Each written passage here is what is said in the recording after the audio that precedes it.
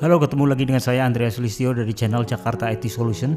Video ini saya akan menjelaskan tentang gaji karyawan itu berdasarkan komisi setiap transaksi cuci ya. Nah, ini contohnya, ini ada karyawan namanya dipilih.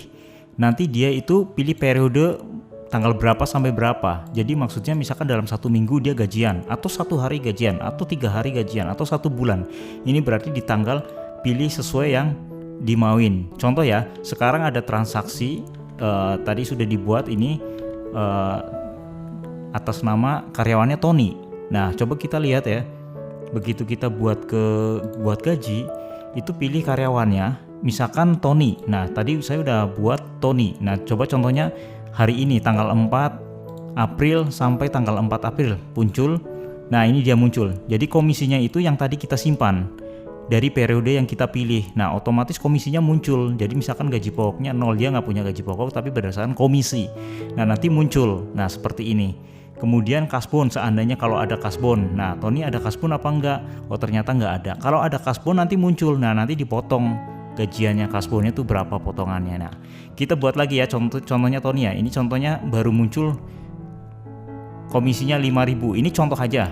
Jadi misalkan kita lihat dulu, cari jasa, kita mau buat transaksi, misalkan paket cuci salju dari 30.000, dia komisinya berapa sih? Nah, saya nggak ngerti ketentuan yang di setiap jasa usaha car wash itu komisinya berapa. Misal ini hanya contoh ya, misal dari paket cuci salju ini untuk customer 30.000 mobil, terus komisi untuk pekerja ya, misal ini contohnya 50.000, misalkan dia 10.000, dia 15.000 ya, sesuai ketentuan yang ada di sana. Nah, contohnya ya, ini ada 5.000 paket yang sudah diisi namanya, harga, dan komisi untuk pekerja. Nanti tersimpan ini pekerjanya siapa.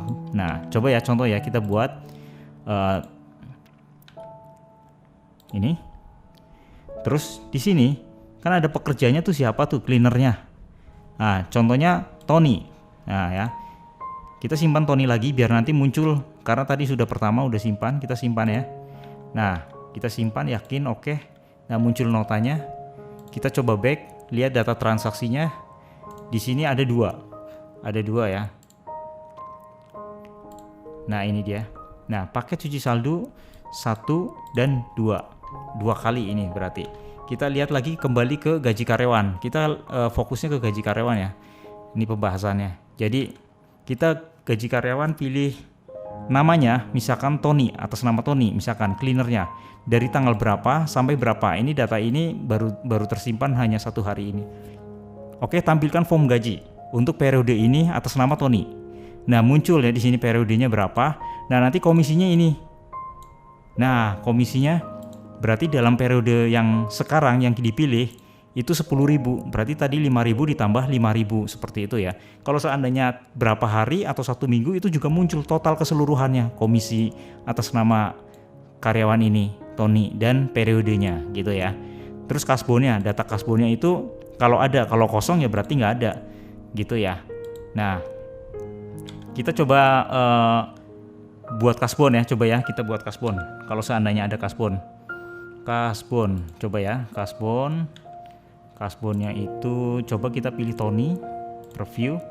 Nah, ini di sini ada data kasbon yang ada keseluruhan, kesemuanya. Kalau ada siapa yang masih kasbon itu muncul. Nah, ini kebetulan data kosong dan kita baru mau buat Tony ini, belum ada kasbon. Kita coba buat ya, tambah kasbon. Nah, coba contohnya kasbonnya itu 4.000. Tadi kan ada 10.000 ya. Ini hanya contoh aja ya, angkanya nggak sekecil ini. Coba contoh ya, 4.000. Maksudnya biar nanti payroll-nya itu nggak minus. Oke, kita simpan kasbonnya. Kita lihat hasilnya. Nah, maka muncul di sini data karyawan yang masih ada. Ini Tony di sini nih, 4.000. Kalau klik detail, maka otomatis muncul data keseluruhannya untuk Tony. Nah, ini bisa tambah lagi, bisa kembali kasbonnya itu berkurang. Maksudnya dia mengembalikan kasbon. Atau kita print kasbonnya ini.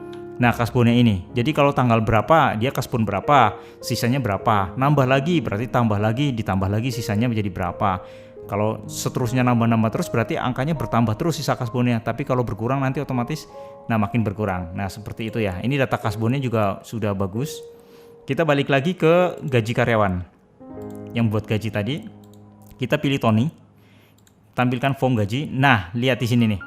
Komisinya ini kan 10.000 tadi dua ya, dua angka, dua baris transaksi.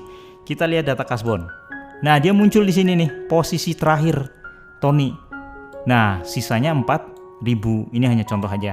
Nah, maka baru ditampilin di sini potongan kasbonnya.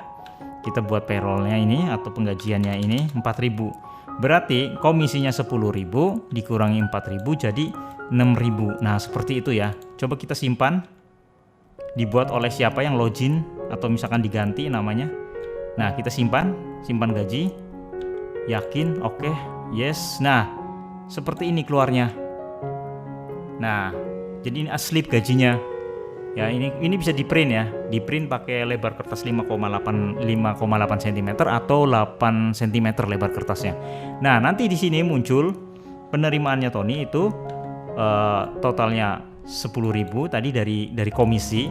Kalau seandainya ada gaji pokok, uang makan, komisi, bonus, lembur, penerimaan lainnya diisi tadi yang buat gaji. Nah, kita lagi fokus ke komisi aja ya. Nah, ini komisi, misalkan contohnya 10.000 dari periode berapa sampai berapa. Nah, ini kan hanya contoh aja dua data di hari ini. Kalau seandainya 1 minggu ya berarti nanti 1 minggu. Nah, dan komisinya banyak gitu ya. Kemudian di sini bawahnya ada kasbon. Nah, potongan kasbon 4.000 berarti total gajinya 6.000. Ini hanya contoh ya, angkanya kecil, contoh aja. Nah, seperti itu ya. Nah, jadi payroll ini maksudnya sudah bisa membuat data, memunculkan data yang sudah disimpan berdasarkan komisi karyawan siapa yang cuci.